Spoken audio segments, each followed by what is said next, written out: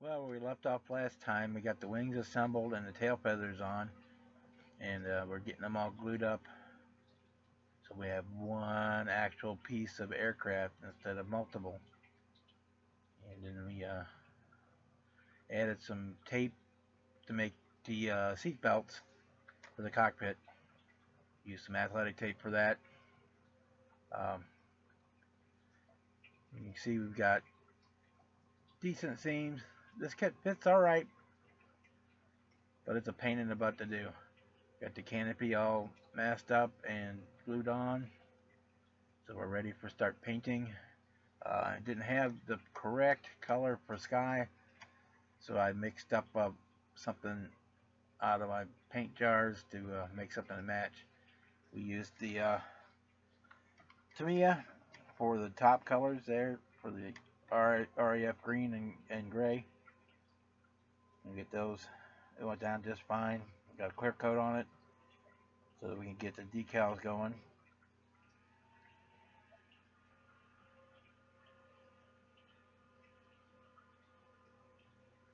As you can see, the custom color I mixed up for the sky for the bottom turned out pretty good. Hi guys, we're back with another update on the Frankie Day Corsair Group Build.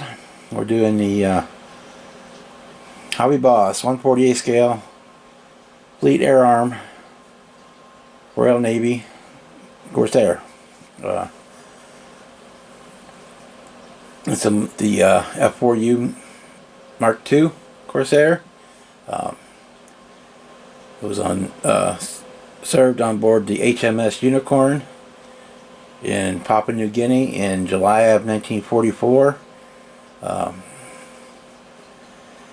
And that's the markings for the plane we're using right on this one.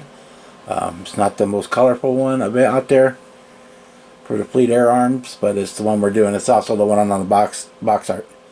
So as you can see, we have our paint on. We have our decals on. We still have masking on for clear parts and engines and stuff like that. And we don't have the upper antennas mounted. I did go ahead and actually made a metal antenna for the bottom one because they're so fragile and they break all the time. So I actually made one out of steel and have it glued in. We've got our engine bay, our landing gear bays all done up. We got to me a panel line wash in there on those. We've got our engine exhausts are done. I might do a little bit of more weathering on it. Well, I'll do weathering on the entire plane, but for right now where we're at, I've got some silver paint in. Well, it would help if you could see it. Let me zoom in on it. Oop, wrong way. Always the wrong way. Right now I have just put some silver paint in for where the formation lights are going to be, or where they are. And then after I've done all the weathering and got the black coat on, I'll come back with some Tamiya transparent paint and paint over the silver, and then put some clear coat, just some future just on those. Same thing on the nav lights on the wingtips. I don't have the clear piece in, or I have not yet painted the transparent paint in there. The bottom is pretty plain. There's not a whole lot going on decals or marking wise, but we've got it ready. Basically it just needs to be seal the decals, do the weathering, and then the final clear coat. Same thing on the top, except I do have to add the antennas. I'll wait and do that until last minute after everything else is done because they're fragile, and then I'll run the easy line cabling. Again, the canopy is still masked up. I'll leave that masked until we're done with the messy stuff, with the clear coat, dull coat, gloss coat, all that. Same thing with the engine. I'll leave it masked until then. Colors I used the sky for the bottom. Actually, I didn't have sky, so I had to mix them up. using what I had handy, which was Vallejo model air paints. I used an RLM color, which is a little bit too blue, so I added just a touch of green and some more white to bring it closer to that sky color, which I think turned out pretty well. We have RAF dark green and RAF medium sea gray for my gray and green colors on there. Used some black and some basically the black RLM black gray for my wheels and some of the interior parts. But anyway, guys, that's where we're at on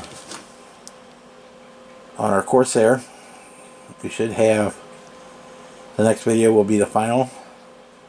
I do have the prop done. It's in the other room. It's ready to be dull coated. It's all been painted and decaled, and it's ready to get a dull coat on it, and it's done.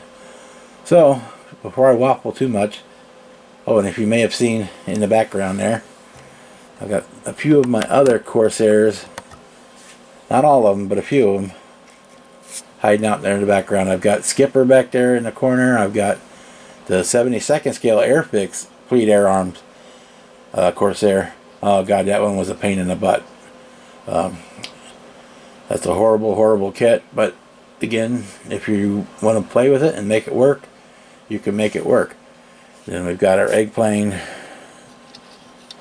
style deformed Corsair there. It's a main kit with a Jolly Rogers. So I've got more Corsairs. I'll probably bring out a couple more during the final of the next one because I'm a Corsair nut.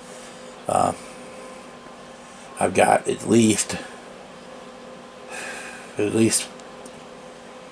2 more 48 scales, 3 72nd scales, and a 32nd scale still in the stash at least that haven't been touched yet. So anyway, guys, before I waffle too much longer, again, that's where we're at on the Corsair for the Frankie Group Build, and hope you're enjoying following along on the videos, and we will see you on the final reveal soon. Thank you, and good night. Stay warm.